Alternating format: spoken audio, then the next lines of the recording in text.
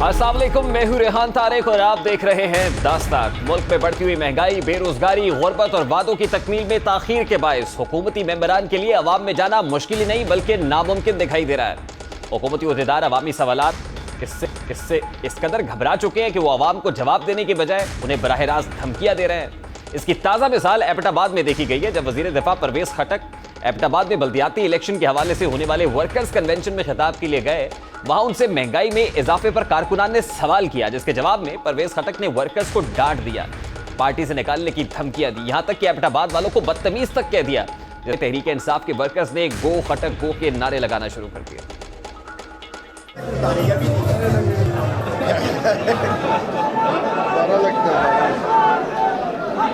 मैं वैसे बस करे ना, वैसे मैं एबटाबाद से बड़ा इम्प्रेस हुआ। जबरदस्त लोग हैं, बदतमीजी में आप नंबर 1 आते हैं।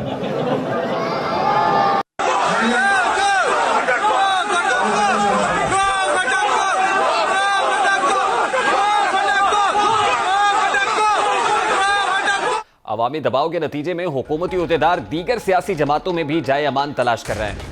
पीपल्स पार्टी और मुस्लिम लीग नून से हुकूमती अहदेदारान के राब्ते में तेजी आ गई है। इसी दौरान वजीर आजम इमरान खान के करीबी साथी जहांगीर खान तरीन की मुलाकातें और मुस्कुराहटें भी सियासी हलकों में मौजूद बहस हैं। सवालात हो रहे हैं कि क्या जहांगीर तरीन अपनी सियासी हमदर्दियां बदलने जा रहे हैं। जहांगीर तरीन की अगली मंजिल पाकिस्तान पार्टी होगी या वो मुस्लिम लीग नून के साथ दरीना ताल्लुकात निभाएंगे। इस हवाले से जहांगीर तरीन साहब का जो लेटेस्ट क्लिप है उसमें वो क्या कह रहे हैं वो भी आपको दिखाते हैं। खुशी का मौका है, आज शादी का मौका है, मुबारकबाद देते हैं सारों को। और साथ रफीक साहब जो है मेरे भाई है, हम करते फैमिली में रह चुके हैं और मुझे बड़ी खुशी है यहाँ पे खुशी में शामिल हूँ। अच्छा, लोग बड़ी कयास राई आपके हवाले से करते हैं, आज आप मेरे सामने, मैं कहता हूँ उससे फायदा उठा लूँ। क्या समझते हैं कि कोई है, कोई हिलजुल नजर आती है कि ये सिर्फ ये दोस्तियां ही हैं, बस इस तरह चलती रहेंगी? हमारी दोस्ती बहुत पुरानी है और इंशाल्लाह यूं ही चलेंगी। तो जहाज का रुख कभी इस तरफ भी आएगा? ये मुस्कुरा क्यों रहे हैं? ये भी मुस्कुरा रहे हैं। देखें, बात यह है कि आज शादी के मौके पे हम आए हैं यहाँ पे, खुशी शामिल हुए। इंशाल्लाह ताला आगे देखें, जो होना होगा वही होगा। नहीं, जहाज कभी आ सकता है कि नहीं? जहाज हर तरफ जा सकता है, हर तरफ जा सकता है। यहाँ वजीर आजम के करीबी साथी, इत्तेहादी और हुकूमती अहदेदार उड़ान भरने के लिए तैयार हैं। वहीं फॉरेन फंडिंग केस की स्क्रूटनी कमेटी की रिपोर्ट आने के बाद ऑपोजिशन की जानिब से वजीर आजम पाकिस्तान इमरान खान पर इस्तीफा देने के लिए दबाव बढ़ाया जा रहा है। ऑपोजिशन लीडर शहबाज शरीफ ने गैर मुल्की अफराद और कंपनियों से गैर कानून लेने वाले एटमी पाकिस्तान के लिए खतरा करार दे दिया है। अपने एक बयान में मुस्लिम लीग नून के सदर और पार्लियामेंट में कायदे इस बेख्तिलाफ शहबाज शरीफ का कहना था कि आईन पाकिस्तान और कानून के तहत कोई चोर और झूठा वजीर आजम नहीं हो सकता। यह आइन कानून और सियासी अखलाकियात का तकाजा है कि चोर और झूठा साबित हो जाने वाले इमरान न्याजी अपने ओहदे से खुद हट जाएं और इस्तीफा देकर घर जाएं। गैर मुल्की अफराद और कंपनियों से गैर कानूनी पैसा लेने वाले जौहरी पाकिस्तान के लिए खतरा है। गैर कानूनी फॉरेन फंडिंग केस में किसी मगरबी मुल्क में रिपोर्ट आई होती तो वजीर आजम इस्तीफा दे चुका होता। ऑपोजिशन लीडर ने कहा कि मुल्क में इस वक्त कोई वजीर आजम नहीं है, मुल्क आईनी और कानूनी खला में चल रहा है। पार्लियामेंट का इस वक्त कोई कायदे एवान नहीं है। आइन और कानून के तहत इमरान न्याजी पाकिस्तान के फैसले नहीं कर सकते। स्क्रूटनी कमेटी की रिपोर्ट के बाद से जो भी हुकूमती फैसले होंगे वो आईनी और कानूनी नहीं। IMF से मुआहदे, मिनी बजट पर नजरसानी करना होगी। वो तमाम लोग आईनी ओहदों से इस्तीफा दे जिनके नाम फॉरेन फंडिंग केस में आ रहे हैं। और PTI के 4 मुलाजमीन समेत तमाम मुलव्विस अफराद के खिलाफ कानून के तहत बिला ताखीर कार्रवाई शुरू की जाए। ऑपोजिशन लीडर के मुतालबे के साथ वज़ीर आज़म इमरान हुकूमत के लिए 3 माह को अहम करार दे दिया है। साथ ही उन्होंने महंगाई और एहतसाब के अमल में नाकामी का एतराफ़ भी किया है। वज़ीर आज़म ने आर्मी चीफ की मुद्दत मुलाजमत से मुताल्लिक होने वाली चहमगोइयों का जवाब भी दिया है। सवाल यह है कि मुल्क के लिए अगले 90 दिन अहम क्यों हैं? क्या वज़ीर आज़म माजी की तरह आवाम को मुतमईन करने के लिए तारीखें दे रहे हैं? क्या वज़ीर आज़म मुस्तकबिल के हालात से पेशगी बाखबर है? क्या अपोजिशन के लिए मुतवक्के एहतजाज से हुकूमत परेशान है? सवाल तो यह भी है कि आर्मी चीफ की तौसी से मुताल्लिक बहस वज़ीर आज़म ने खुद क्यों शुरू कर रखी है? क्या वज़ीर आज़म किसी को पैगाम देना चाहते हैं? 3 माह के दौरान हुकूमत के लिए क्या क्या मुश्किलात आ सकती हैं, इसी बारे में बात करेंगे। इस वक्त सीनियर सहाफ़ी तज्ज़ियाकार साफ़ी साहब ने हमें ज्वाइन किया है। अस्सलाम वालेकुम साफ़ी साहब, बहुत बहुत शुक्रिया आपके वक्त के लिए। साफ़ी साहब, अगले 3 महीने बड़े क्रूशल हैं, यानी जनवरी, फरवरी और मार्च। ये कोई और नहीं कह रहा बल्कि वज़ीर आज़म पाकिस्तान कह रहे हैं। अब जब वज़ीर आज़म ये कह रहे हैं तो हम मानेंगे, क्योंकि उनसे ज़्यादा बाखबर तो कोई नहीं हो सकता। उनके पास इदारे हैं, एजेंसीज़ हैं, लम्हा ब लम्हा उनके पास मुसद्दका इतलात होती हैं। वो ये कह रहे हैं कि 3 महीने बड़े इंपॉर्टेंट है, लेकिन ये 3 माह इंपॉर्टेंट क्यों हैं, इनमें क्या होने जा रहा है? साफ़ी साहब, ये आप बता सकते हैं? ये तो शुक्र है वज़ीर आज़म को अब एहसास हो गया, लेकिन अवाम का जीना तो कब से मुश्किल हो गया है। और इमरान खान साहब की और उनकी टीम की बरकतों या करतूतों की वजह से ही अवाम का जीना मुश्किल हो गया है। तो शायद किसी ने उनको रिपोर्ट अब दी हो कि जी अवाम का जीना मुश्किल हो गया है, क्योंकि वो तो कह रहे थे ना कि बाज़ औक़ात उनको ये भी एहसास नहीं होता कि वो वज़ीर आज़म है। और दूसरा, मेरे ख़्याल में ख़ुद अब उनकी पार्टी के अंदर से जो आवाज़ें आने लगी हैं और फिर उन्होंने ख़ुद माज़ी करीब में कुछ इस तरह के जो फ़ैसले किए हैं और जिसकी बुनियाद पे अब मज़ीद शायद वो इसमें कामयाब नहीं हो पा रहे कि रियासती इदारों को अपने लिए ढाल बना सके, तो शायद इसलिए उनको आने वाला चंद महीने मुश्किल नज़र आ रहे हैं। साफ़ी साहब, आपको नहीं लगता कि ऑपोजिशन ने भी शायद अब कमर कस ली है? कोई मुस्तकबिल करीब में तहरीक अदम एतमाद की मूव आ सकती है? इसी का इदराक वज़ीर आज़म को है, क्योंकि वो अपने वज़रा को पहले ही कह चुके हैं कि कोई भी वतन से बाहर बगैर बताए नहीं जाएगा। क्या वो महसूस कर रहे हैं कि पार्लियामान में कोई चेंज आ सकता है? नहीं, मुझे तो खैर अपोजिशन भी नज़र नहीं आती और फिर अपोजिशन की कोई कमर भी नज़र नहीं आती, तो वो कैसे कस लेगी उसको। लेकिन ये है कि जो मुश्किलात हैं वो असल में यही है कि अब मौजूदा हुकूमत का और मौजूदा पॉलिसियों का और मुल्क का साथ चलना वक्त के साथ साथ मुश्किल होता जा रहा है। तो शायद इसलिए उनकी वो परेशानी है। और ज़ाहिर है कि जब मुल्क का चलना मुश्किल हो तो फिर पाकिस्तान की हिस्ट्री ये बताती है कि फिर कुछ ना कुछ हो जाता है। अब वो कुछ क्या होगा, कैसे होगा, कौन करेगा, इसका हम अभी कल के बारे में तो कुछ प्रिडिक्ट नहीं कर सकते, लेकिन कुछ न कुछ होने का हर वक्त यहाँ पे अब ये अफवाहें होती हैं। साफ़ी साहब, देखिए, DGISPR की प्रेस कॉन्फ्रेंस बड़ी इंपॉर्टेंट थी। उनसे एक्सटेंशन से मुताल्लिक पूछा गया तो उन्होंने कहा कि आप इन कयासाराइयों में ना पड़ें, लेकिन वज़ीर आज़म इमरान खान साहब के से मुताल्लिक गुज़श्ता रोज़ी खबर आई कि उन्होंने कहा कि अभी शायद दिल्ली दूरस्त, इस हवाले से उन्होंने कोई फ़ैसला नहीं किया है। तो क्या इशारों किनायों में पैगाम रसानी हो रही? नहीं, ये जो DGISPR ने जिन क़यास-आराइयों का ज़िक्र किया है तो शायद उनके मनसब की मजबूरी है और उनका तरीक़ा भी माजी के DGISPR से मुख्तलिफ है, शरीफ आदमी है। लेकिन अगर आप देखें तो ये इस तरह की क़यास-आराइयाँ हर वक्त उनका दरवाज़ा ये हुकूमत ही खोलती रहती है। मसलन अब जो सवाल उनसे किया गया तो उस क़यास-आराई का दरवाज़ा तो ख़ुद वज़ीर आज़म ने खोला था, जब उन्होंने कहा कि जी अगर नवाज़ शरीफ के साथ ये हो गया तो ऐसा होगा, अगर वो हो गया तो ये सा होगा, तो ये भी उन्होंने खोला था। आपने देखा कि इससे पहले क़यास-आराइयाँ हुई तो DGISI के नोटिफिकेशन का मामला था, तो वो भी उन्होंने तवहुमात का शिकार होकर लटकाया हुआ था। तो ये जो इस तरह की अमूमन क़यास-आराइयाँ होती हैं तो वो ख़ुद हुकूमत ही की तरफ से शुरू की जाती है और ज़ाहिर है कि फ़ौज की मजबूरी ये होती है कि वो हुकूमत वक्त को क्रिटिसाइज़ नहीं कर सकती। मेरे ख़्याल में अगर हुकूमत इस हवाले से अपने रवैये को दुरुस्त करे तो फिर क़यास-आराइयाँ भी नहीं होंगी।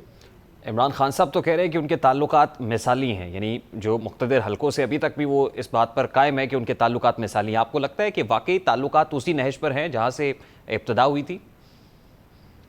देखिए, अब उस रोज़ DGISPR ने ख़ुद ये फरमाया कि फ़ौज हुकूमत का एक इदारा है मातहत, और इधर खान साहब कभी कहते हैं हम एक पेज पे हैं, कभी कहते हैं हमारे ताल्लुकात मिसाली हैं। तो ये ख़ुद उन फ़ौज की हैसियत को मुतनाज़ा कर रहे हैं जब आप ताल्लुकात की मिसाली होने के या उसके ख़राब होने की बातें करते हैं। तो इसलिए मैं ये कहता हूँ कि ये पाकिस्तान की तारीख़ की वाहिद हुकूमत है कि जो रियासती इदारों के लिए ढाल बनने की बजाय रियासती इदारों को ढाल बना रही है, और ये तारीख़ की वाहिद हुकूमत है कि जो रियासती इदारों और अवाम या अपोजिशन के दरमियान ब्रिज बनने की बजाय हर वक्त इस कोशिश में लगी रहती है कि रियासती इदारों को या मुखालिफ जमातों से लड़ाया जाए या मीडिया से लड़ाया जाए या सिविल सोसाइटी से लड़ाया जाए। तो इस कोशिश में इसने ये 3 साल गुजार दी और आजकल भी उनकी ये कोशिश नज़र आती है, और ये इस मुल्क की बड़ी बदकिस्मती है। तावी साहब, जैसे आपने फरमाया कि हुकूमत को ऑपोजिशन से तो कोई ख़तरा नहीं है, ना ऑपोजिशन की इतनी पसली है, कमर है कि हुकूमत को डरा सके, लेकिन क्या हुकूमत फिर चंद इदारों से, मुक़्तदर हलकों के कुछ फ़ैसलों से डरी हुई है? नहीं, मेरे ख्याल में जिस तरह मैं अर्ज़ किया ना कि ये हुकूमत तो बैसाखियों से इक़्तिदार में आई है और फिर बैसाखियों के साथ कड़ी है, और पंजाब जैसे बाद सूबों में तो उसके पास अक्सरियत भी नहीं थी, लेकिन उसने मुसलसल ये हरबा इस्तेमाल किया और उसमें वो कामयाब रही। वाहिद काम जिसमें ये हुकूमत कामयाब रही और इमरान खान साहब कामयाब रहे वो ये था कि अपने मुखालिफिन के साथ रियासती इदारों को लड़ाया जाए और उनको अपने लिए ढाल बनाया जाए। अब शायद ये रियलाइजेशन हो गई है कि रियासती इदारे मज़ीद अपने आप को मुतनाज़ा करने और उनके लिए ढाल बनने को तैयार नहीं हैं, इसलिए उनकी परेशानी बढ़ गई है और इसलिए ये हमें हलचल नज़र आती है हुकूमती सफ़ों में। लेकिन साफ़ी साहब, साथ ही साथ दूसरी तरफ किसी भी सेटलमेंट, एडजस्टमेंट या फिर उसको डील का नाम दिया जाता है, उस हवाले से भी कहा गया कि आप इन स्पेकुलेशंस का हिस्सा ना बने। तो क्या वाकई वहाँ पर भी कोई सेटलमेंट, कोई बातचीत हो रही है या नहीं हो रही at this point in time? देखिए, नफ्सियात तो ये है इंसान की कि जिधर ताकत होती है तो हर कोई उसको अपीज़ करने की कोशिश करता है और उससे बना के रखने की कोशिश करता है।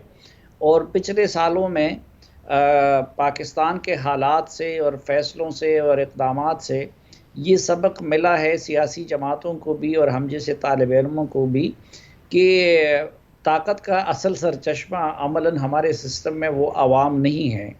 तो ये तो फिर सियासतदान का भी वतीरा होता है, ये सहाफ़ियों का भी होता है, ये हर तबके का होता है कि वो ताकत के सरचश्मों से राब्ता भी करता है और उसको अपीज़ करने की कोशिश भी करता है। लेकिन ये डील की बातें इसलिए फैल गई हैं कि पिछले कई सालों से हम देख रहे थे कि पीटीआई को ढील मिली हुई थी और डील असल में उसके साथ थी। अब जब पीटीआई को ऐसा नज़र आ रहा है कि मज़ीद ढील नहीं दी जा रही है या पीटीआई के साथ जो डील थी उसका अच्छा नतीजा नहीं निकला, तो इसलिए दूसरी जमातों के लोग शायद राब्ते भी कर रहे हैं और इसलिए उनके साथ डील की अफवाहें भी फैल रही हैं। तो साफ़ी साहब, आपको लगता है कि मार्च से पहले, क्योंकि 3 महीने का मतलब तो ये है कि जनवरी, फरवरी और फिर मार्च से पहले सियासी नक्शे में कोई तब्दीली आ सकती? नहीं, मार्च तो बहुत दूर है। पाकिस्तान के हाल का निज़ाम ऐसा है कि यहाँ मैं तो कल के बारे में भी कोई प्रेडिक्शन नहीं कर सकता। मैं तो इसलिए आप जैसे भाइयों से और अपने चैनल मालिकान से भी ये गुजारिश करता हूँ कि हमारे नाम के साथ तज्ज़िया कार ना लेकर करें, क्योंकि तज्ज़िया आप उस सूरत में कर सकते हैं जब गेम के रूल्स मालूम हो।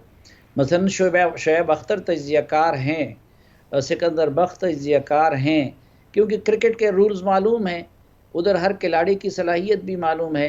पाकिस्तान में इस वक्त जो निज़ाम है ये न किसी कायदे के मुताबिक चल रहा है, न इसके रूल्स मालूम है। यहाँ चंद अफराद के हाथों में कौम की तकदीर है और वो नवाज शरीफ कल क्या फ़ैसला करते हैं ये सिर्फ वो जानता है या अल्लाह जानता है।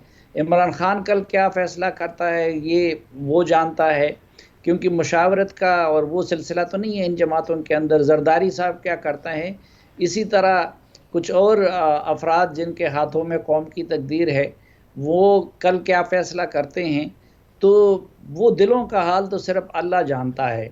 और मैं न तो नजूमी हूँ न कोई मौकिल वगैरह पाल रखे हैं, तो इसलिए लेकिन साहब आप बड़े बाखबर सहाफ़ी हैं और politics is the art of possibilities.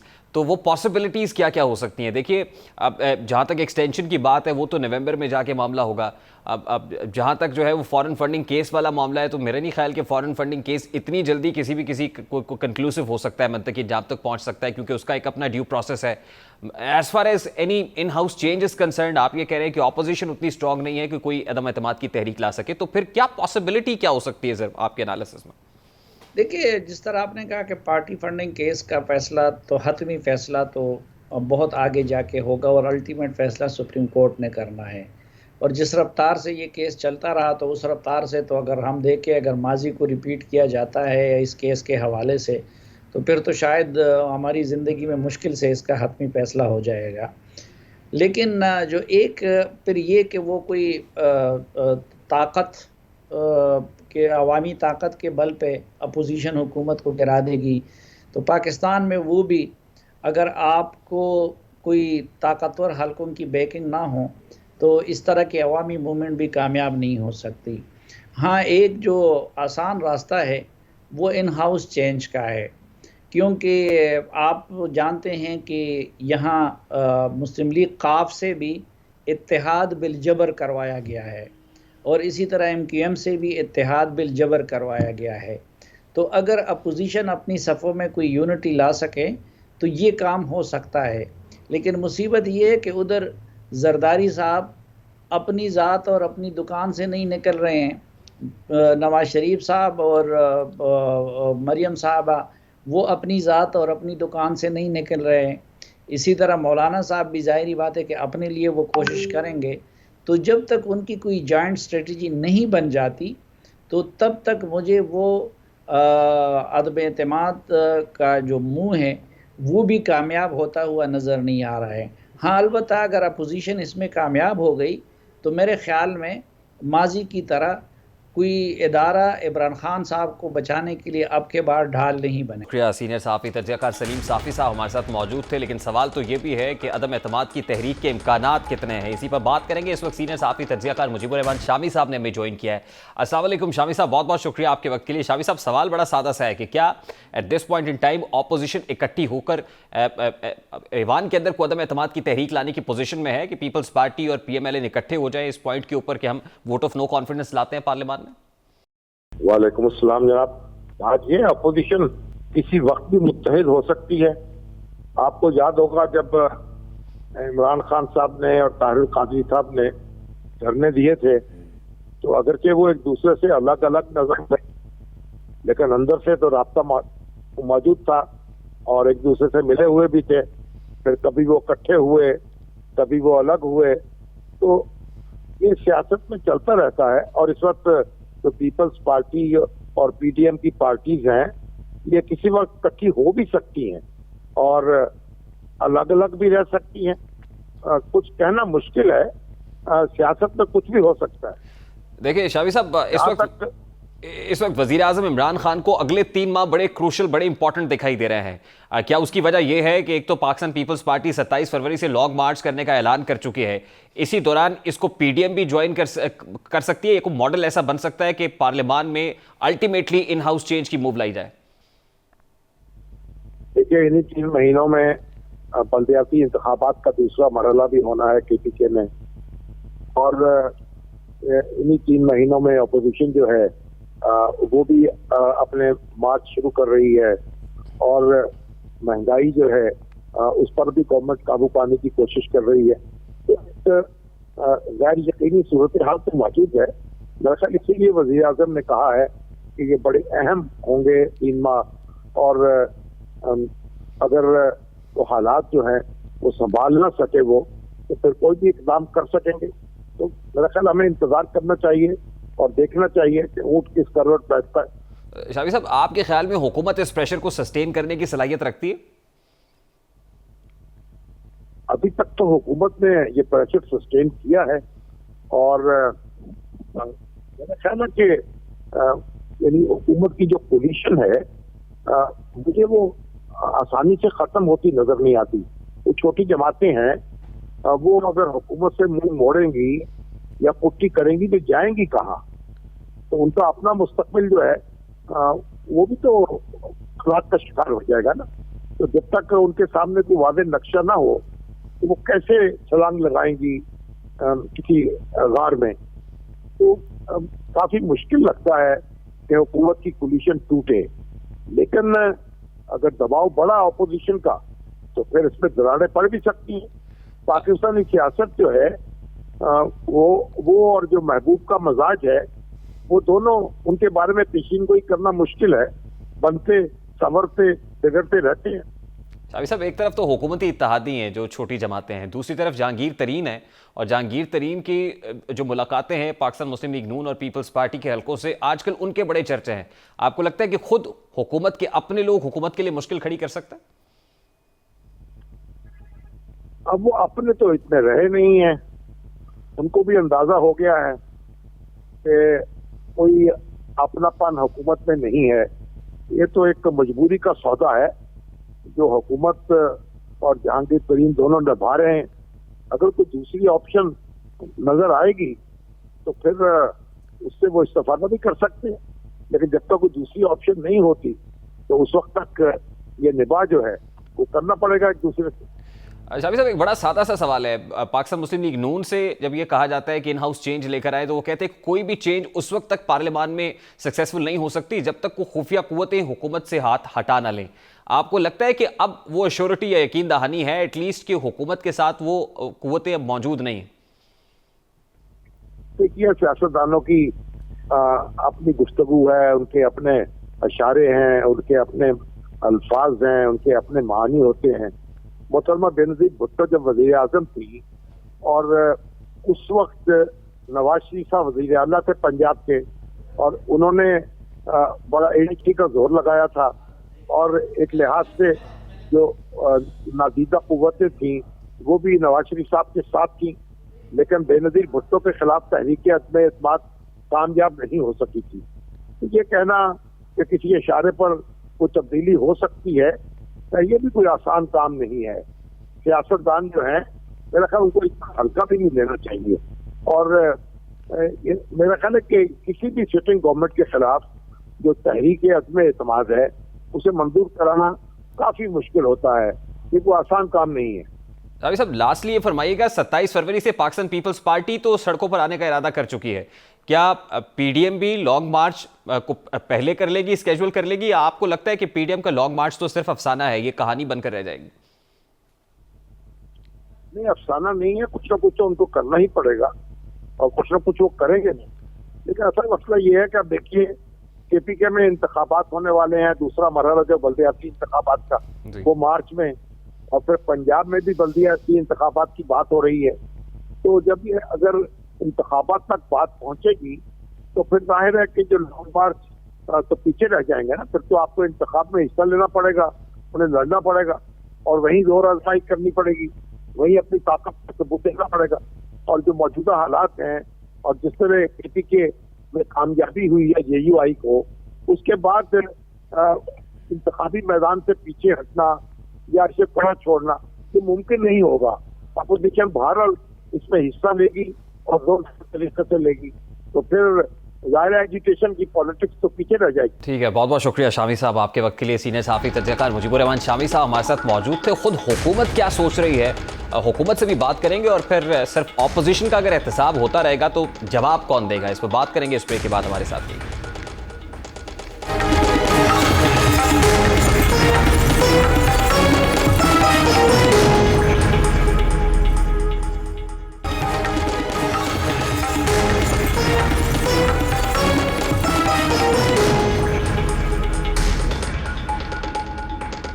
Welcome back. इस वक्त तर्जुमान पंजाब हुकूमत रहनुमा पाकिस्तान तहरीक इंसाफ हसान खावर साहब हमारे साथ मौजूद है। अस्सलाम वालेकुम हसान खावर साहब, बहुत बहुत शुक्रिया आपके वक्त के लिए। हसान साहब, सबसे पहले तो फरमाइएगा कि वज़ीर आज़म इमरान खान साहब खुद कहते हैं कि अगले 3 माह बड़े इंपॉर्टेंट हैं, बड़े क्रूशल हैं। क्या वाकई हुकूमत खुद अंडर प्रेशर महसूस कर रही है at this point in time?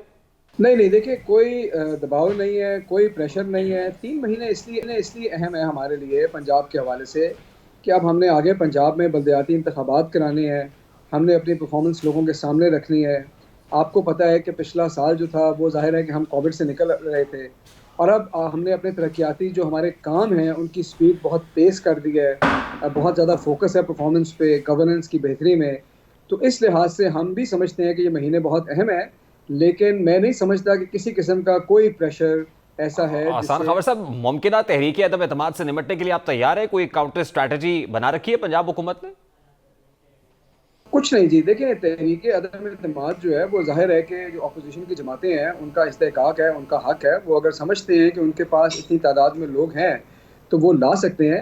लेकिन मैं आपको बताऊं कि जैसे अंग्रेज़ी में कहते हैं कि history is of any evidence, तो अगर आप देख लें अपोजिशन का पास्ट ट्रैक रिकॉर्ड, तो ना इनसे मार्च होते हैं, ना इनसे इस्तीफ़े दिए जाते हैं, ना इनसे तहरीक अदम एतमाद लाई जाती है। तो मुझे नहीं लग रहा कि किसी किस्म का कोई ऐसा खदशा दूर दूर तक मौजूद है। लेकिन बहरहाल अगर अपोजिशन समझती है कि वो इस काबिल हैं तो वो ले आए ऐवान में। और आसान खबर साहब, हो सकता है खतरा खुद पाकिस्तान तहरीक इंसाफ के अंदर से सामने आ जाए, क्योंकि जहांगीर तरीन साहब का वो बयान भी ज़ेरे गर्दिश है जिसमें वो कह रहे हैं कि जहाज तो किसी तरफ भी रुख कर सकता है। नहीं देखिए, वो ऐसे तो सियासी बयान तो चलते रहते हैं ना, सियासी बयान का मसला नहीं है। मसला ये है कि इस वक्त आपने देखा है कि बिलावल साहब जो हैं वो सिंध को छोड़ के पंजाब में हैं। सिंध के अंदर तो कोई खातिर खा उनको कामयाबी नहीं मिली। जो सिंध के हालात हैं, जो कराची शहर के हालात हैं, वो सबके सामने हैं। आप ज़रा रूरल सिंध में चले जाएं और देख लें अस्पतालों के क्या हालात हैं, पानी की स्कीमों के क्या हालात हैं, सफाई के क्या हालात हैं। तो मेरा ख्याल उन्हें सिंध पे फोकस करना चाहिए। बाकी आपको पता है कि जिस इलेक्शन में पीटीआई नहीं खड़ी हुई थी वहाँ पर टर्न आउट भी आपने देख लिया। तो इनको ये इलेक्शन कैंपेनें अपनी रन कर रहे हैं। मैंने आपसे कहा है कि इनका हक है वो 133 में तो चले पाकिस्तान तहरीक इंसाफ नहीं थी, लेकिन खाने वाले इलेक्शन बुरी तरह से हार गए। बाई इलेक्शंस में बुरी शिकस्त हुई, कैंटोनमेंट बोर्ड इलेक्शंस के अंदर नताइज आपके हक में नहीं रहे, तो बल्दियाती इलेक्शंस के अंदर क्या फोर्सी कर रहे हैं आप?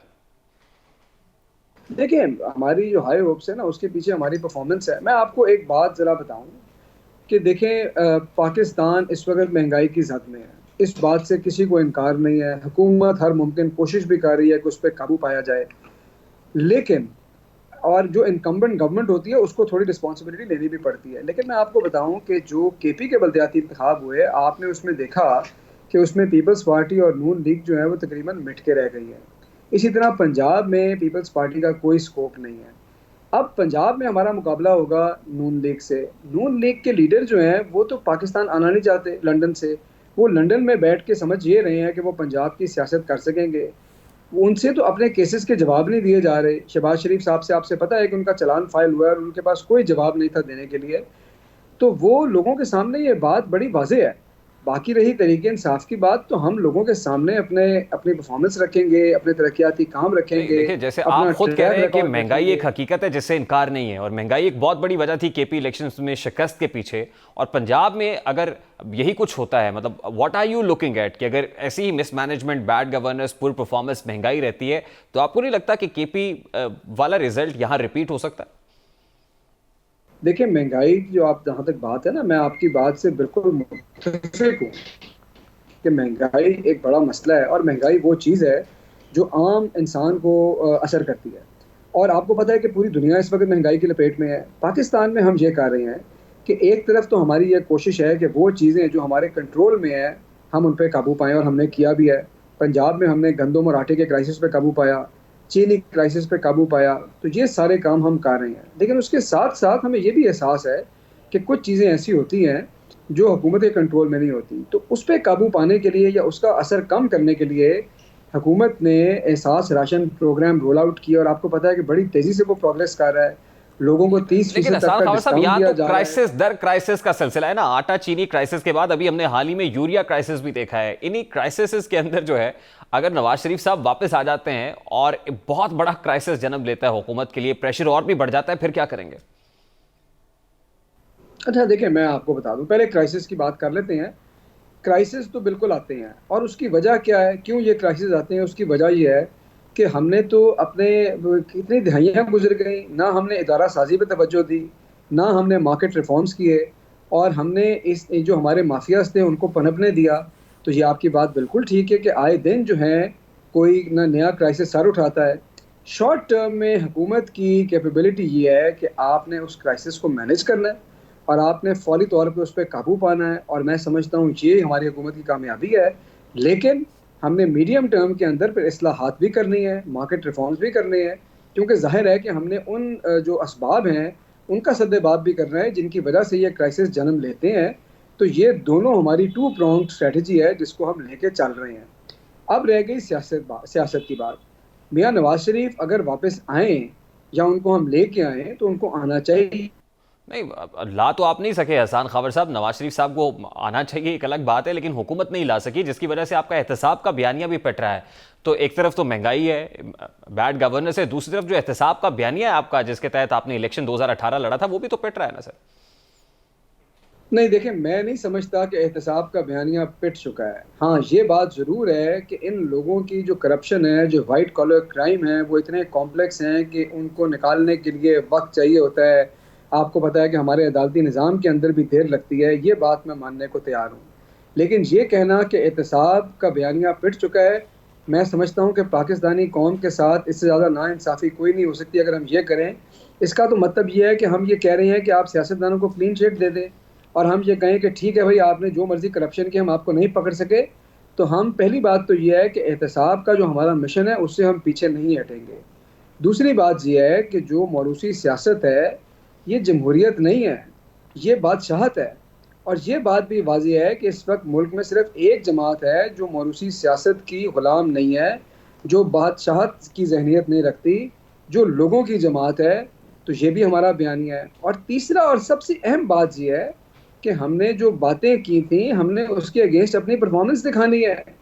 हमारा जो हेल्थ कार्ड का प्रोग्राम है ये सेहत के शोबे में एक इनकलाबी कदम है। लोगों के जो हेल्थ के बजट थे वो उनके हाउस होल्ड के बजट से कट चुका है। बहुत बहुत शुक्रिया हसन खाबर साहब, तर्जुमान पंजाब हुकूमत पाकिस्तान तहरीक इंसाफ के रहनुमा हमारे साथ मौजूद थे। और वो कहते हैं कि एहतसाब का बयानिया नहीं पिट रहा है, एहतसाब का बयानिया कायम है। लेकिन खुद वफाकी वज़रा शेख रशीद साहब और फवाद चौधरी साहब एहतसाब के बयानिए को लेकर क्या कहते हैं, जरा उसकी एक हल्की सी झलक आपके सामने रखें। एक एहतसाब के एजेंडे के ऊपर इलेक्शन जीते हैं, हमारा वोटर समझता है कि एहतसाब का अमल मुकम्मल होना चाहिए। बल्कि हम पे ये तनकीद है कि हम अभी तक पैसे वापस नहीं ला सके, जो नवाज शरीफ, बाज शरीफ और जरदारी साहब ने, ओमनी ग्रुप ने, इनमें से बहुत सारे पैसे वापस आए भी, लेकिन मरकजी मुल्जमान है क्योंकि वो बाहर हैं तो लोग, आम आदमी इस प्रोसेस से मुतमईन नहीं। हकीकत है उन लोगों को अदालतों से फैसले नहीं दिलवा सके जिन पर करप्शन के दीदा दनिस्ता केस, जो नॉन करप्ट और डिसऑनेस्ट थे। सबसे बड़ा चैलेंज नए चेयरमैन नैब की तैनाती करना है। हुकूमत की कोशिश है कि वो उस शख्सियत को चेयरमैन नैब मुकर्रर करे जो अपोजिशन रहनुमाओं के खिलाफ केसेस की रफ्तार में तेजी ला सके, ताकि हुकूमत 2023 में अवाम के पास जाने से कबल अपना एहतसाब का अमल तेज कर सके। इस हवाले से हुकूमत पर बार बार इल्जामात आयद किए गए कि पीटीआई नैब पर अपोजिशन के खिलाफ मुकदमात कायम करने के लिए दबाव बढ़ा रही है।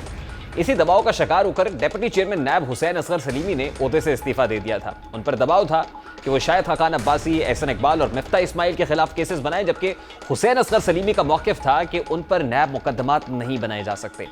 इसी दौरान डीजी नैब लाहौर सलीम शहजाद को तब्दील करके मोहम्मद सलीम को नैब लाहौर का डीजी लगाया गया। ज़राए के मुताबिक सलीम शहजाद इस तबादले से सख्त दिलबर्दाश्ता थे और उन पर हुकूमत की जानिब से शदीद दबाव था। इसी वजह से ट्रांसफर होते ही वो 120 अयाम की रुख्सत पर चले गए। एहतसाब के इस मुतनाज़ अमल के दौरान हुकूमत चेयरमैन नैब के लिए देने से ताहाल नाम देने से हिचकिचा रही है, रिलक्टेंट है, जबकि अपोजिशन जमातों ने 4 नाम सदर ममलिकत को भिजवा दिए हैं। पाकिस्तान मुस्लिम लीग नून की जानिब से नासिर खोसा, जबकि पाकिस्तान पीपल्स पार्टी ने जलील अब्बासी, जिलानी और सलमान बशीर के नाम तजवीज़ किए हैं बतौर चेयरमैन नैब।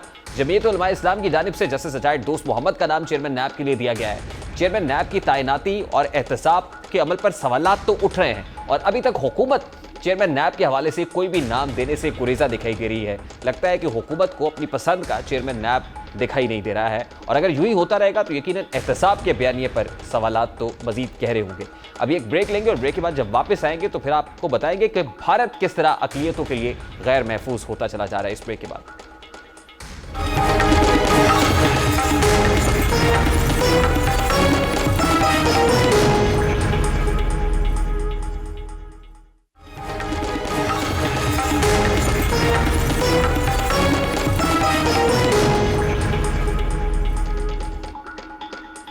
Welcome back. भारत में इस वक्त मुसलमान, ईसाई, सिख और कम ज़ात समझे जाने वाले हिंदू शदीद खौफ व हिरास का शिकार हैं। मुसलमानों की जायदादें जलाई जा रही हैं, नमाज जुमा के इज्तिमात पर पाबंदी है, मसाजिद और खुले मैदानों को गंदगी से भरा जा रहा है ताकि मुसलमान इबादत ना कर सकें। चर्चेस में इबादत पर बंदिशें हैं, जबकि सिख कम्युनिटी भी शदीद खौफ व हिरास का शिकार है। आलमी इदारों की रिपोर्ट्स के मुताबिक भारत में अदम बर्दाश्त और मजहबी आज़ादी की हुकूक की बदतरीन खिलाफ वर्जी हो रही है। इस खिलाफ वर्जी और तशद्दुद के पीछे दाएं बाजू की जमात भारतीय जनता पार्टी है, जो कि नई दिल्ली के तख्त पर बराजमान है। नरेंद्र मोदी के जाफरानी शिद्दत पसंद धमकियों, हरासानी और तशद्दुद के जरिए मजहबी अक़लियतों की जिंदगी अजीरन बना रहे हैं। शपथ लेते हैं कि आज से हम हिंदू किसी भी मुसलमान दुकानदार से किसी भी प्रकार का सामान का खरीदी बिक्री नहीं करेंगे। आज से हम हिंदू किसी मुसलमान व्यक्ति को अपनी जमीन लीज में या बिक्री नहीं करेंगे। अगर किसी व्यक्ति के पास जमीन लीज में दिया हुआ है, उसकी तत्काल वापसी कराएंगे। आज से हम हिंदू मुसलमानों के यहाँ मजदूरी एवं अन्य कार्य के लिए नहीं जाएंगे। जो फेरी वाले हमारे गांव में आते हैं, हमारे क्षेत्र में आते हैं, गांव में उनका जांच उपरांत यदि हिंदू है तभी खरीदी करेंगे, अन्यथा नहीं खरीदेंगे। आज दिनांक 5/1/2022 को ग्राम कुंडी कला में आम सभा कर यह सर्वसम्मति से हम सभी यह निर्णय लेते हैं। इस वीडियो में हल्फ लिया जा रहा है कि वो ना तो मुसलमानों को ज़मीन खरीदेंगे और पहले से जो ज़मीनें उन्हें फ़रोख्त की हुई हैं वो भी वापस ले ली जाएंगी। अगर कोई फेरी वाला उनके इलाके में आता है तो ये छान फटक होगी कि क्या वो हिंदू है या मुसलमान। अगर हिंदू होगा तो तभी उसे खरीदो फरोख्त हो सकेगी, अगर मुसलमान होगा तो उसे वहाँ से निकाल दिया जाएगा। ये सब कुछ हो रहा है नरेंद्र मोदी के भारत में।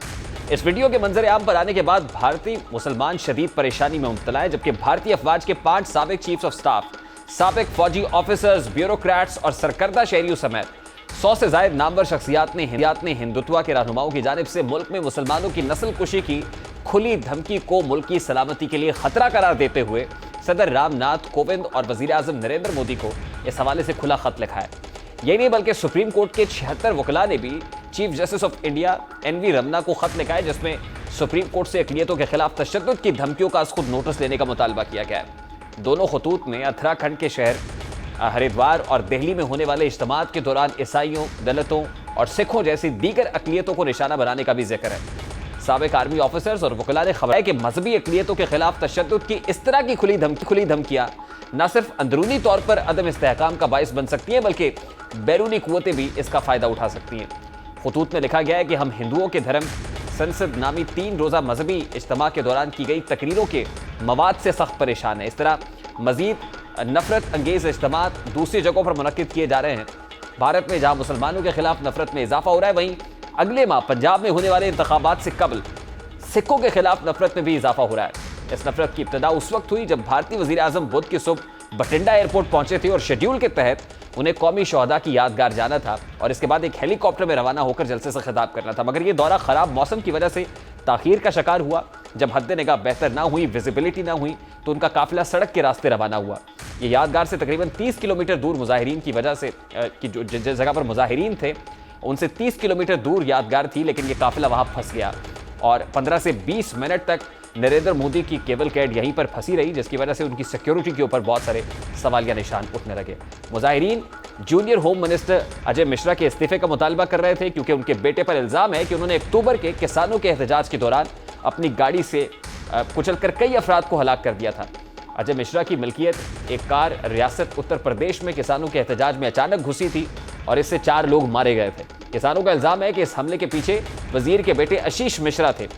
फिरोजपुर में मौजूद सहाफियों के मुताबिक नरेंद्र मोदी का दौरा सिक्योरिटी खतरात की वजह से मुलतवी नहीं हुआ, बल्कि बीजेपी की जानिब से दावा किया गया तकरीबन 5 लाख लोग रैली में शिरकत करेंगे, जिसके लिए 3485 बसेज और 5000 दीगर गाड़ियों का इंतजाम किया था। लेकिन रैली में सिर्फ 1500 अफराद शरीक हुए, जिसकी वजह से नरेंद्र मोदी का प्रोग्राम मुलतवी हुआ। फिरोजपुर में मोदी की रैली 2 वजूहात के बिना पर अहम थी। पहली ये कि किसानों के खिलाफ 3 मुतनाज़े कवानीन को मनसूख करने के बाद उनकी पहली रैली थी, और दूसरी ये कि फरवरी में पंजाब में इंतखाबात होने वाले थे, लेकिन नरेंद्र मोदी ने फौरी तौर पर बयान जारी किया कि शुक्र है कि मैं जिंदा लौट आया हूं। इस इश्ताल अंगेज ट्वीट और नरेंद्र मोदी की खाली हाथ वापसी के बाद भारतीय सोशल मीडिया पर सिखों को 1984 की तारीख दोहराने की धमकियां दी जा रही हैं, जब भारतीय वजीर आजम इंदिरा गांधी को कत्ल करने के बाद सिखों का कत्लेआम किया गया था। बीजेपी से ताल्लुक रखने वाले एक सारिफ ने ट्वीट किया है कि अगर नरेंद्र मोदी पर एक खराश भी आ जाती तो आपको समझना चाहिए कि क्या हो सकता था। 1984 तो बस तारीख का हिस्सा रह जाएगा, असल कहानी तो हम शुरू करेंगे और वाज़े तौर पर आगाह करेंगे। मोदी जी 130 करोड़ हिंदुस्तानियों के खानदान के सरबराह हैं। बीजेपी के एक MLA अभिजीत सिंह सांगा ने लिखा कि मोदी को इंदिरा गांधी ना समझे, इसका नाम श्री नरेंद्र मोदी है। और आप लिखने के लिए कागज और पढ़ने के लिए तारीख आपको नहीं मिलेगी, ऐसा होगा। यानी 1984 याद कराया जा रहा है और ट्रेंड बन रहा है कि रिपीट ऑफ 1984, जब इंदिरा गांधी को एक सिख ने कत्ल कर दिया था और इस वजह से किया था कि उन्होंने अपने फौज को ये अहकाम जारी किए थे कि सिखों का जो मुकद्दस जगह है उसको ढा दिया जाए, जिसकी वजह से ऐसा इश्तियाल हुआ कि उसके बाद एक नहीं, दो नहीं, दसियों नहीं, बल्कि 8 से 9 हज़ार को मौत के घाट उतार दिया गया था। और एक बार फिर से उस तारीख को दोहराने की बातें मोदी सरकार कर रही है। तो ऑब्वियसली इससे भारत टूट भी सकता है। भारत के अंदर अक़लियतों को जो महफूज जगह नहीं मिल रही है, इससे भारत में लगे जो आग है उसके शोले मजीद हवा पकड़ सकते हैं। अभी एक ब्रेक लेंगे और ब्रेक के बाद जब वापस आएंगे, एक अहम समाअत हुई है आज इस्लामाबाद हाई कोर्ट में, समाअत का जिक्र करेंगे इस ब्रेक के बाद।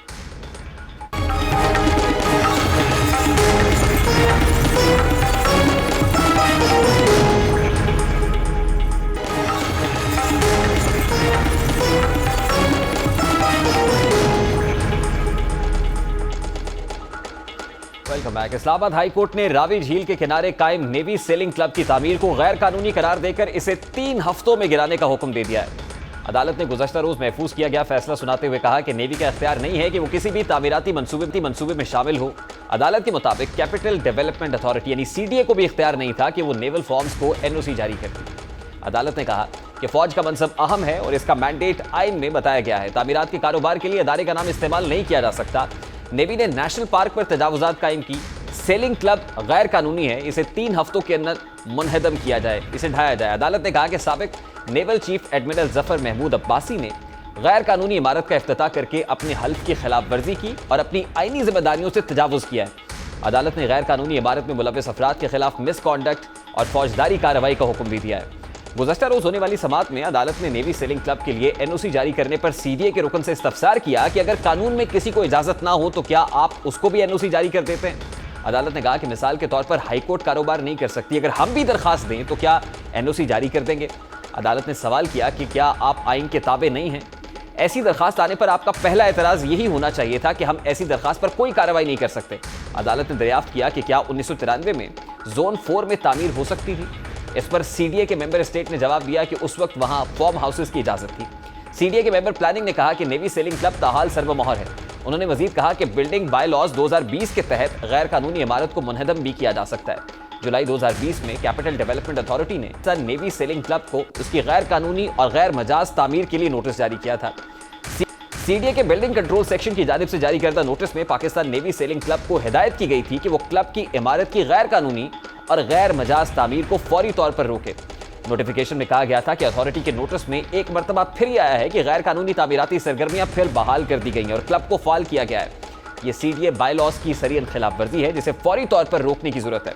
साथ ही ये भी लिखा गया था हिदायत की जाती है कि गैर कानूनी गैर मजाज तामीराती काम और पाकिस्तान नेवी सेलिंग क्लब की फाल सरगर्मियों को फौरी तौर पर रोके। बाद रावल झील के किनारे तामीरात के मामले में पाकिस्तान नेवल फॉर्म से जो मुज़य्यन इमारतें हैं जो उससे मुंसलिक हैं उन पर भी अदालत आलिया का दायरा कार दरखास्त पर मामला मजीद उभरा था और फिर 16 जुलाई को इस्लामाबाद हाई कोर्ट ने गैर कानूनी तामीरात के खिलाफ दरखास्त पर उस वक्त के chief of naval staff attorney general बराए पाकिस्तान कैपिटल डेवलपमेंट अथॉरिटी को नोटिस जारी किए थे। प्रोग्राम का वक्त अपने इख्तिताम को पहुंचा। आपसे मुलाकात होगी इंशाअल्लाह अगले हफ्ते। अब तक रखिए खैर। अल्लाह हाफ़िज़।